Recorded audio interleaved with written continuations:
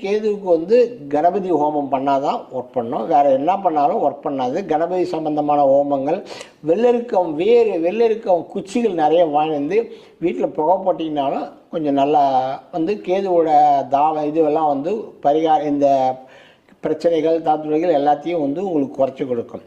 அது வந்து நெருப்பு ராசிக்கு.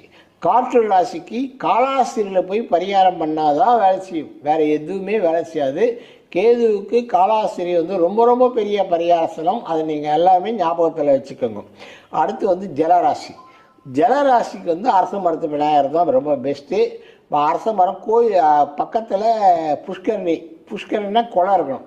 குளம் இருந்தால் அந்த குளத்தினுடைய தண்ணியுடைய எடுத்துகிட்டு வந்து அந்த ஊற்றி அதை அபிஷேகம் பண்ணி அதுக்கு கேதுக்கு இதெல்லாம் பண்ணி பிள்ளையாருக்கு பண்ணிங்கன்னா கேதுவுக்கு வந்து உங்களுக்கு என்டையராக கிளியர் ஆகும். ஆனால் இது எல்லாத்த விட ரொம்ப பெஸ்ட்டு, தொந்தரவு இல்லாத வந்து